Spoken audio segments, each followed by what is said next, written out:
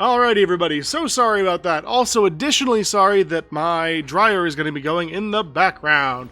That's right, I do laundry sometimes, and my laundry room is right there. It has no door. It has a curtain that is supposed to deafen the sound. It doesn't do a very great job of it, but it tries its best. Welcome, welcome, welcome, one and all. Great to see you. Hope everyone's having a good time. We're going to be doing a couple of things this evening. On the one hand, we are going to be doing some DM roundtable type stuff. And then we're gonna do like some. I'm gonna show you my process on how I made my first town, my first city, that sort of thing. It's part of our Extra Life rewards. If you don't know what Extra Life is an amazing charity. It is near and dear to my heart, and it is coming up this year. Last year we raised $7,300. Spice, you don't have to stop that. It's a dryer. It's gonna dry. I mean, like, we can, but I just, like, they gotta get dry somehow. You know? And there's only so much soundproofing we can do. This is the part of being a small streamer. I don't have a dedicated streaming space. I stream from the living room, and thus the laundry. Get a laundry. Hello, pigs. Welcome in. Curtain laundry. Yes, indeed. So yeah, we're going to be doing some DM roundtable where I talk about my process in creating my first town. I want to showcase two people that creating in Dungeons & Dragons or any tabletop role-playing game, depending on the system, does not need to be so scary. It is not as intimidating as I think some people think it is. It is nerve-wracking, sure, because you want your players to have a good time and you want to do a good job, but honestly, it's as simple as thinking, what do I think would be in this town? Is there a butcher? Yeah, probably. Here's a butcher's house. It's about like that.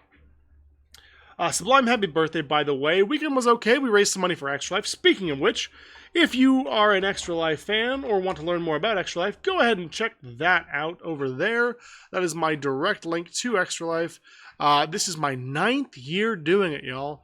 Last year we raised over $7,300 to help heal sick kids, which is a thing I think most people can agree is a good thing. To that regard, we are going to be doing another Extra Life push, 24 hours of D&Dane on the Saturday the 29th of November. That's right, mark your calendars, the Saturday after American Thanksgiving, I will be live for 24 hours to raise money for my dearest cause. To give you a little bit of a small backstory about that, I was born really premature to a hospital, and it was because of doctors and nurses that I... Hey, Spice, thank you for the resub. And Z earlier as well. I mentioned it in chat, but I want to call that out as well. I was born really premature, and it was because of doctors and nurses and technology that I was able to survive. So this is kind of my way of giving back to the community, to the kids, to people, to humanity, I guess, in some way. Anyway.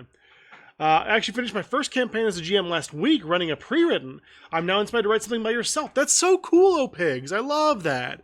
Honestly, it is one of those things where whether you're playing Dungeons & Dragons or GURPS or Star Wars or what have you, honestly, just getting in and starting, it's going to be a little rocky at first. Even doing a pre-written where a lot of the information is there for you, there's going to be some moments where you're like, oh, I don't know, I'm not so sure about this thing. But like as you go along, you're going to develop a style, you're going to learn what you like and what you don't like. And additionally, I guarantee you, so I've been playing tabletop role-playing games since, gosh, I don't know. Sublime, what was it, 99?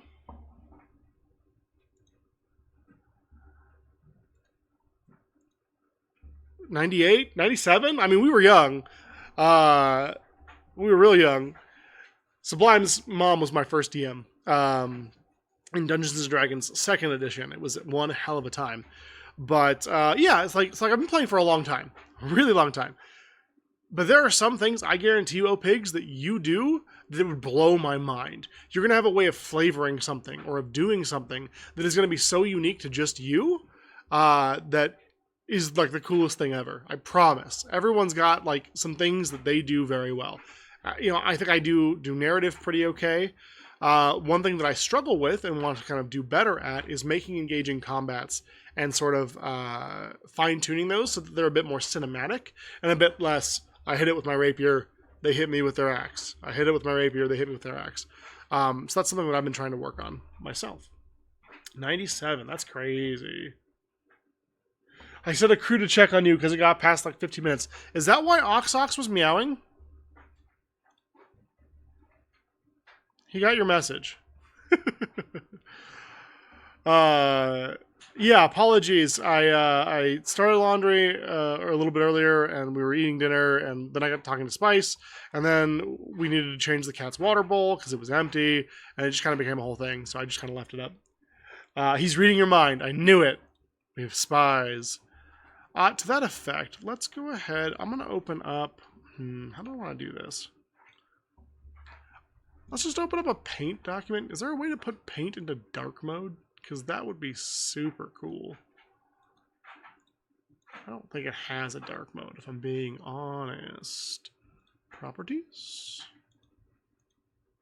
No. Let's see. MS Paint dark mode.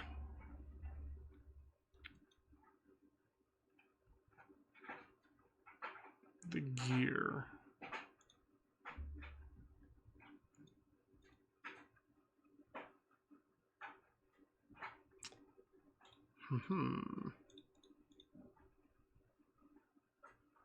Access the settings. Okay. I don't know how to do that. It's like click the gear icon, and there's not. There's just straight not a gear icon. Maybe for Windows 10. Apparently it's not available in Windows 10. Neat. Well, we're going to be blinded by the light. My apologies. One of those players is consistently pressing for more unnecessary information. Yeah, I mean, that's true. She definitely wants to be informed. Hello, Oxox, yes. Aku told me you got the message. They say, job well done. As I smack you in the face, I'm so sorry. This is Oxox, everyone. Mochi's on my lap. Sardine is being a criminal on a chair. What do you do when a player presses you for details on a random butcher or, like, want to know what the shopkeep's last 5 meals were? I mean, I think that we want to engage with that to a degree, right? We want to make sure that the players are feeling heard and seen and that they are getting the information that they would like to a point. But I think that it can be a couple of different ways, right? One of the things you can do is be like, hey, you've kind of gotten all the information out of this guy that he's willing to share. Because think about it this way, right? If you're working a job and somebody comes in and they're like, hi, I'd like to rent a room. And you're like, sure, we've got rooms available. This is a Best Western. And they go, cool. How much is it a night? And you're like, it's this much a night. And they're like, awesome. I love that. That's super good. All right, cool. So you settle up, you do the whole thing. And then inevitably they're like, so how's your wife? I mean, okay. I imagine it kind of like The Room, you know? I